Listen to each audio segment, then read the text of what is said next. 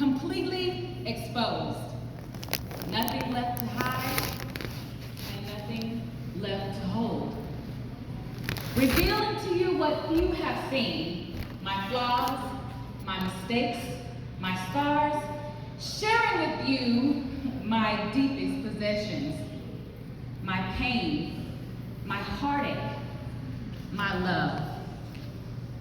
So why do I stand before you naked? Who am I to be a speaker here at a domestic violence awareness event? What do I know about domestic violence?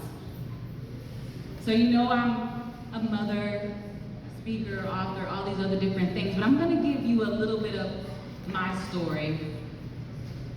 I grew up and I have two beautiful sisters, but I was the athlete. That was me. That was my mentality, that was all I focused on. I was the athlete, I was the oldest, and I was the protector. So when I got to college, it was really weird for me to hear guys saying things like, "You're so gorgeous, you're beautiful." And I was like, what? No, I'm not. Tyra Banks, I'm a little older, so Tyra Banks was the supermodel when I was in college. And I was like, whatever. So then there was this modeling competition that came up, and people kept saying, you should go, you should go. And I had in my mind, I'm gonna go to this modeling competition, and I'm going to go so that I can prove to them that I'm not a model, that I am not a Tyra Banks. But I actually got chosen. What? I couldn't, I was kind of feeling good about it, right? Feeling good. And then I went home and I was talking to a family friend and she said, you should let your sister do that. That's her thing. So my little bubble is kind of popped, right? And during this time, I kind of talked about that because that kind of gives a little bit of my mentality and looking back on it, not realizing that I had issues with self-esteem, right? Had issues with self-image, because I never thought I was ugly, but I didn't think I was, pretty. I didn't think I was some, girl that all the guys wanted to date or anything. And during this time, I had met a young man. He was older than me. And he became my first everything, including my abuser. I was in college and I'm from a church background and we don't have sex before marriage, but if I didn't have sex with him, if I wasn't physical with him, I was made to feel like the lowest thing. I was cheating, or I was, doing other things or whatever. So it was either give it to him or it was gonna be taken. My body would be inspected. When he wasn't there, I was always in a mental state of suicide. But I was raised in the church, remember? So I was not going to do it myself. I just thought maybe if I accidentally walked in front of a car and maybe I would die, then God wouldn't, look at me in a bad way if that happened. So, being that I have this history and I know what it's like to be in these situations, what can I give to you? Because we're all here for the same thing, right? Because we're all here with the commonality of understanding that domestic violence is a real and true thing.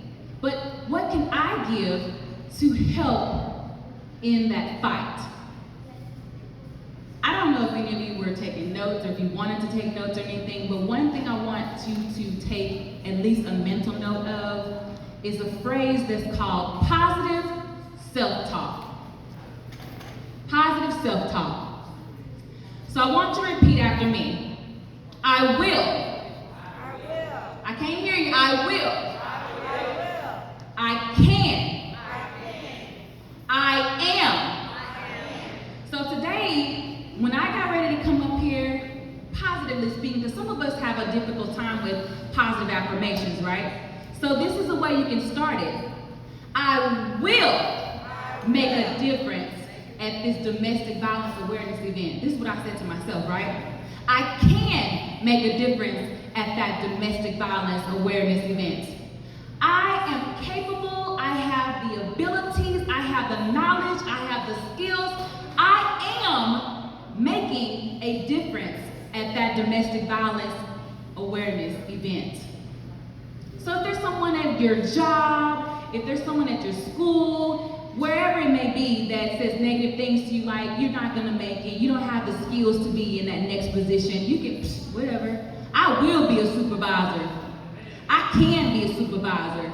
I am capable, I have the abilities, I am already walking in my path to be a supervisor. So you turn that around, right? But how? How is this positive self-talk? How are these positive affirmations a way to help fight domestic violence? So we talk about it a lot, and we know that there's statistics, right? But a lot of us were not taught how to believe in our own worth, how to believe in our own strength, how to believe in our own abilities. So how are these little tips, how is this little tip a way to help you? Because once you learn how to be positive, once you learn how to be able to turn those negative things around into a positive thing, once you learn how to be able to see the positive in yourself and your own strength and your own worth, then you can teach that to your daughters, and you can teach that to your sons, and then they can teach that to their sons and their daughters. You can teach that to your younger cousin or to the person that's beside you, that you can see that they're depressed. You can see that their head is hung down. I was just talking to the young ladies in the back there, and like I tell people, like, and even just like the speakers before us, there is no face to domestic violence. No one knows what you've gone through. When I worked in mental health, my clients always told me before I told them my story that I didn't understand. Because I'm not going to. I refuse to walk around with my head hung down. Because I've had enough of the people to tell me that I couldn't do something right. I refuse to walk around and say negative things about myself because I've already had enough people to tell me that, right? I refuse to continue to be that woman that is letting people walk all over me, because domestic violence is not just the physical. The relationship that I was in, it was abusive on all different levels: sexual, mental, physical, financial. I'm 42, and that was college. But the thing about it is that since then, just as the other young lady said, there have been other times where I found myself in situations and relationships that I was still dealing with someone who was abusive, emotionally, mentally. But now, I'm able to recognize that.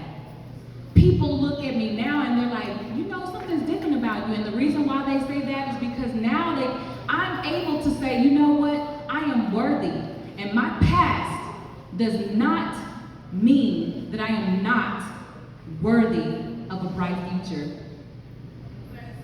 And now we're moving from the darkness into the light. This is the defining moment of our life. When you believe in you, who are beautiful, yeah, you, who are brilliant, yeah, you, who are powerful, yeah, you, who are resilient.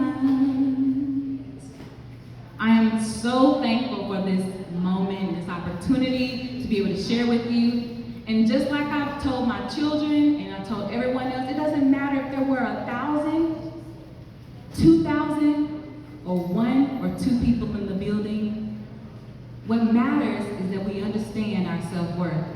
And what matters is that we go and we teach other people, because this is how we help fight.